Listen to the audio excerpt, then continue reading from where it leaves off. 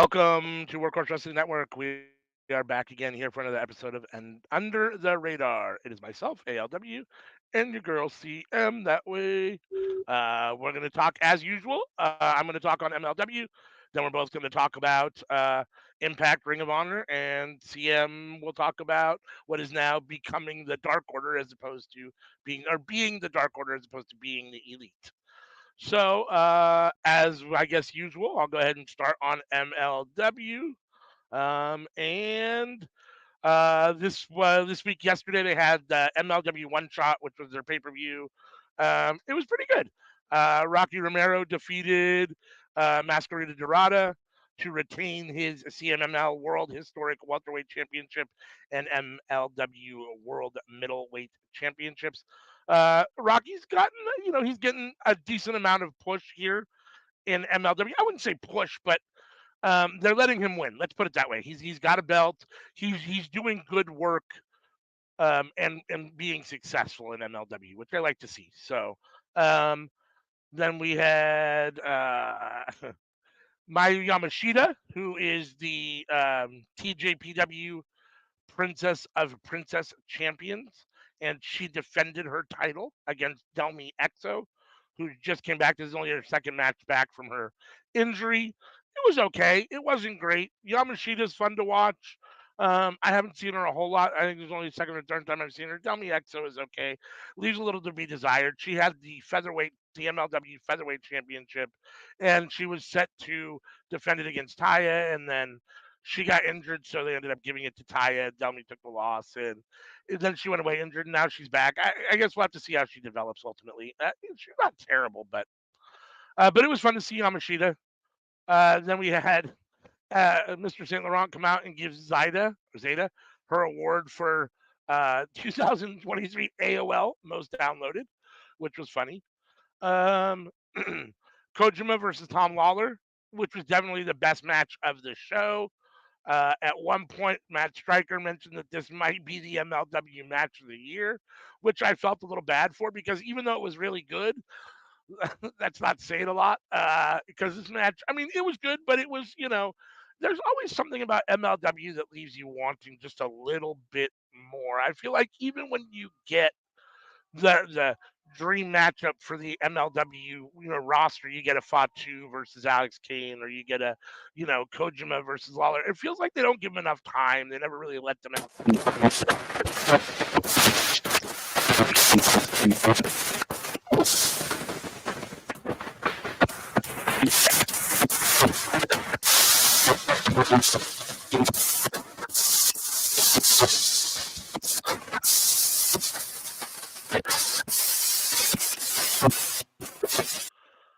All right, it sounds like we had technical difficulty for a minute. Sorry on that end. So it sounds like maybe we missed this. We had Kojima versus Tom Lawler, which was a solid match. At one point, Matt Stryker mentioned that he thought this might be the MLW match of the year, which made me a little sad just because even though it was a solid match, it just kind of tells you, that the state of MLW might not be great. I mean, they have MLW is kind of odd because even when they put together what I would call a solid match or even an MLW like dream match, you get Fatu versus Hammerstone, or you get Alex Kane versus Fatu, or even here Kojima versus Lawler. They never seem to give him enough time. It always feels kind of rushed, and there's something about the MLW ring. It almost feels like it's too small. It's weird. Like these matches never feel like they get into third gear for me. And I like MLW, but sometimes they leave a little to be desired in the wrestling part. And but this was fun. I like Tom Lawler. Kojima's great. At the end, they threw bread in the ring because I guess it's Kojima's been known. He likes bread. That's one of his things, and they do that in New Japan. So it's good to see the states kind of do those things too. So it was solid. It was definitely the best match of the pay per view.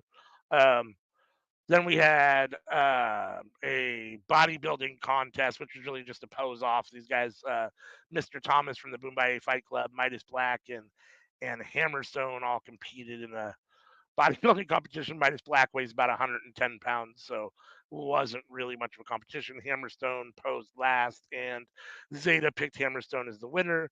But the real thing is that Jacob Fatu came down and interrupted it and attacked Hammerstone and smashed the trophy. So I'm assuming we're getting, now that Hammerstone's back from injury, I'm assuming we're going to get him versus Fatu again, which I'm excited for.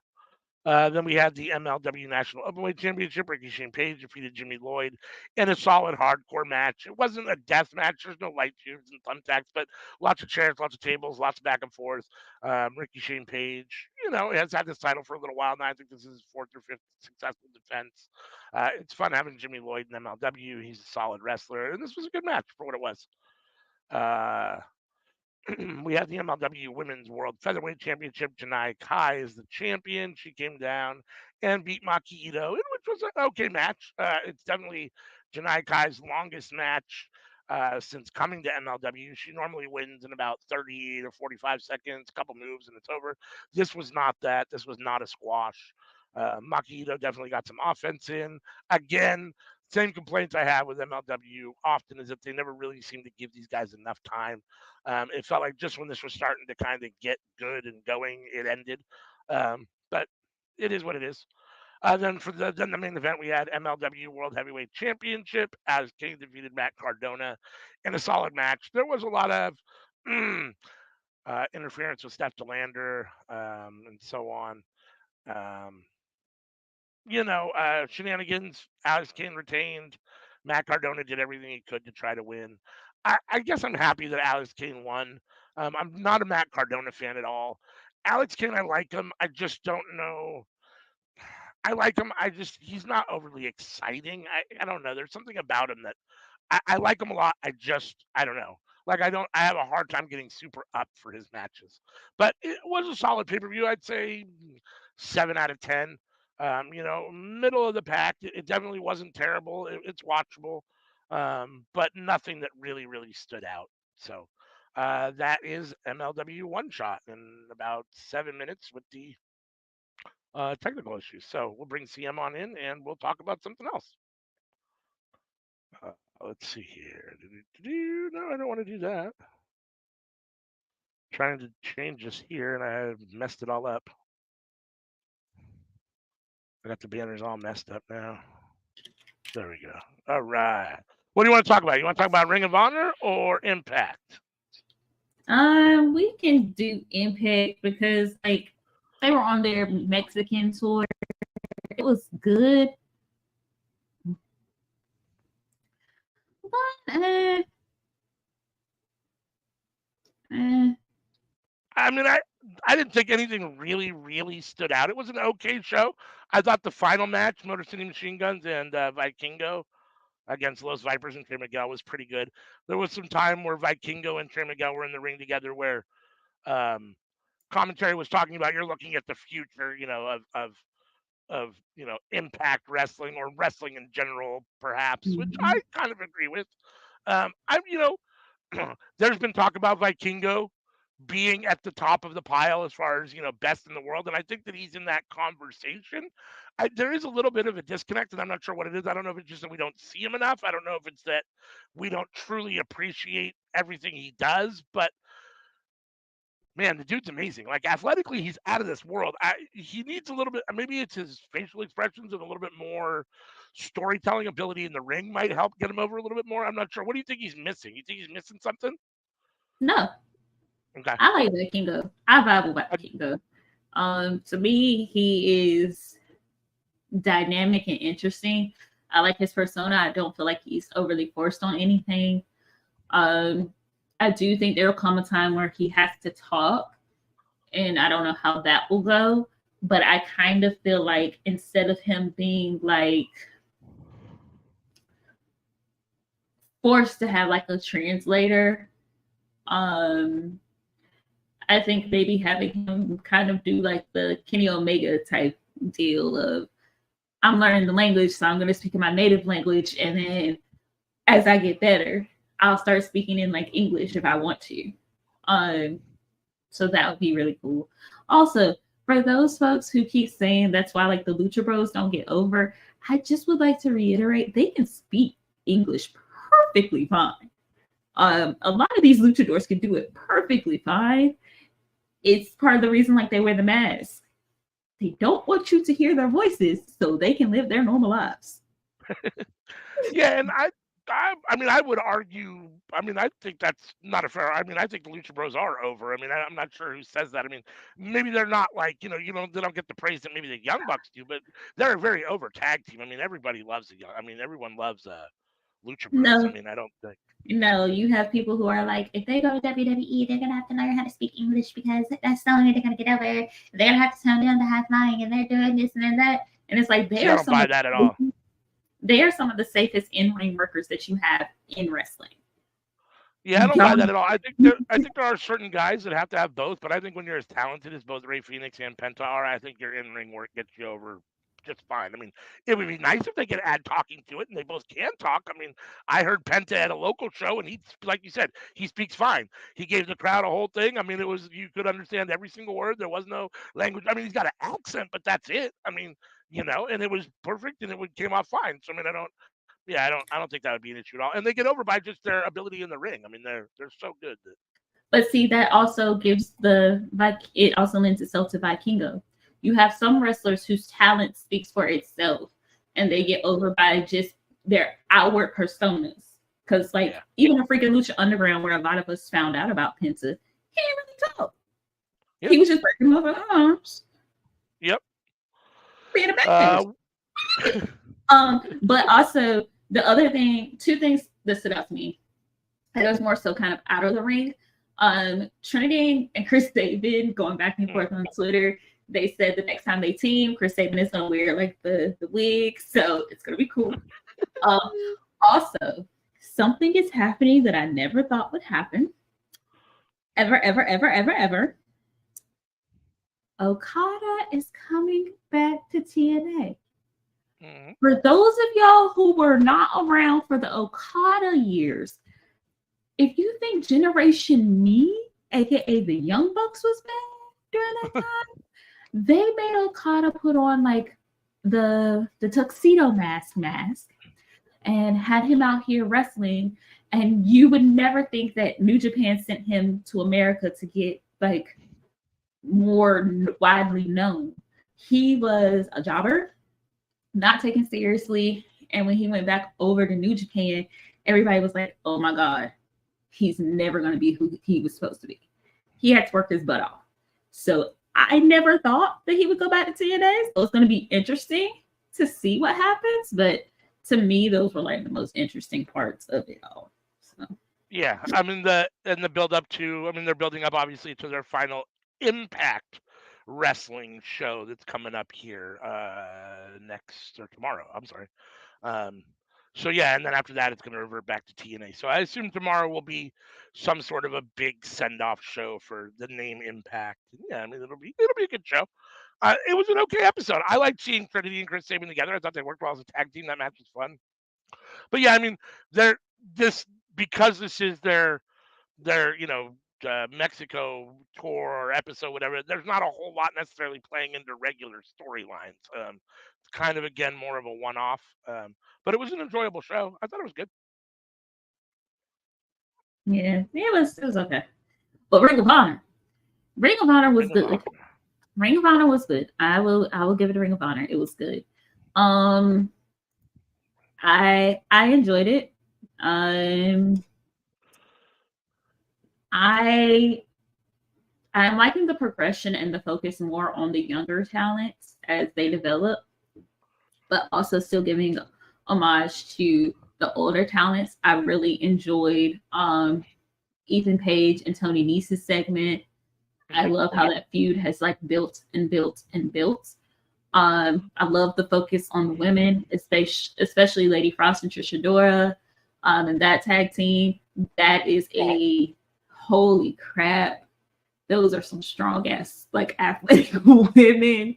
Yeah. Like for Lady Frost, like you would never think Lady Frost is the age that she is, which no disrespect to her, but it's just like how she moves. She moves better than like a lot of the younger women, but especially the younger men. Like she is dynamic, she flows, she is amazing. Trish Adora, we all know I stand Trisha Dora, but yes, loved that. But to me, what stood out, and I never thought I would say this, the match that I might be most excited for Final Battle, Athena versus Billy Starks. Dear God, the highlight of that show happened at the beginning of that show for me when Athena attacked Billy Starks, but Billy Starks got that offense in, and it was just like back and forth and forth and back, and they just brawl it and just I don't know who's going to win. I don't know who Lexi Nair is going to turn on. I just don't know.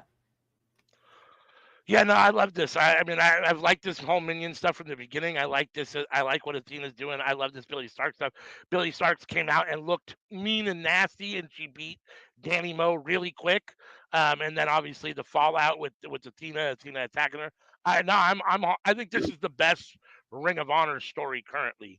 Um, and I'm here for it. I can't wait for this match. I think this match is going to be a lot of fun. So I don't know who's going to win. It could really go either way. I mean, in my mind, I think to myself, well, Billy Stark shouldn't be beating Athena, but at the same time, like either with the help of Lexi Nair or not, I mean, everyone could be beaten on any given day, and they might just do that. I mean, it would definitely.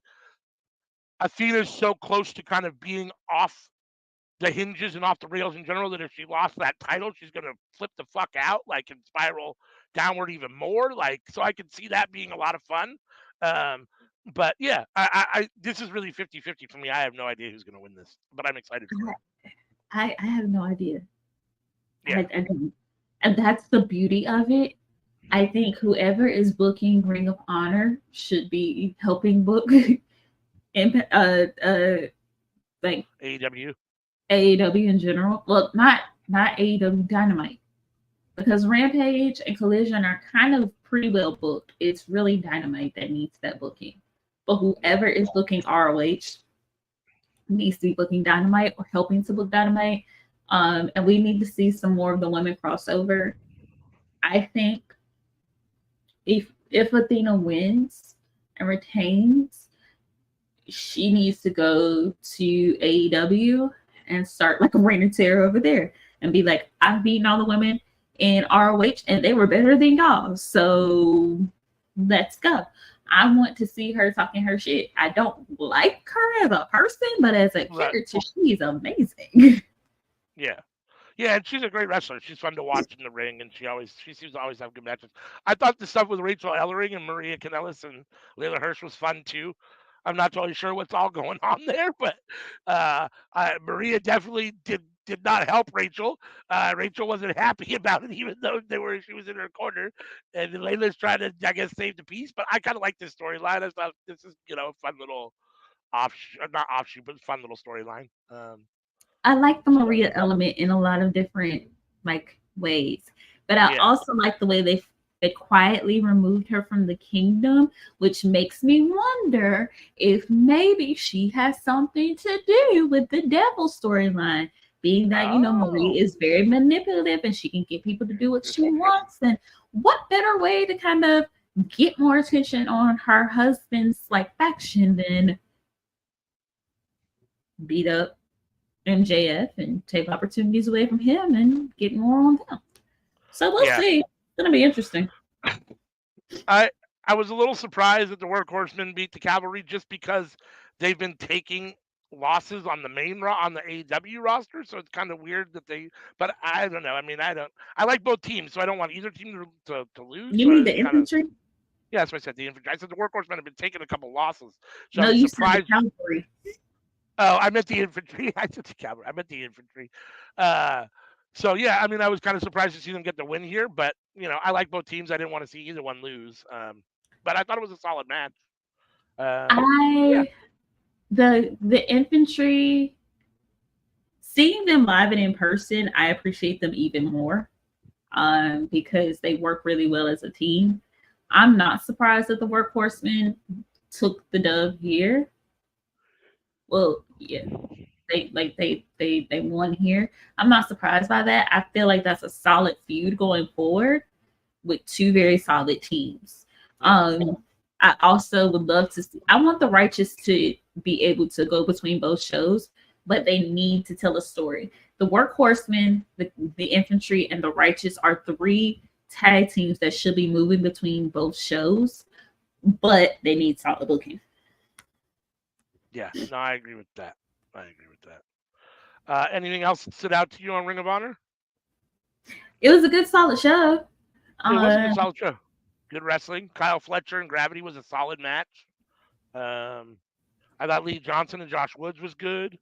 I'm tired of Tracy Williams taking losses, but Lee Moriarty and Tracy Williams, all the survival of the title, television title, survival of the fittest eliminator matches were all good. I thought they were all solid. The name is way too long, but it is what it is. I mean, but I thought they were all solid. I didn't think there was any really bad matches on this card, but I do think that this episode hit its peak at the beginning with the Billy Starks and Tina stuff. I mean, I think it I definitely think peaked in that's the a little bit beginning. at the end. Yeah. Let's see. Dolores wants us to. She wants to know if we want to talk about and preview Final Resolution No, tomorrow, real quick. Okay.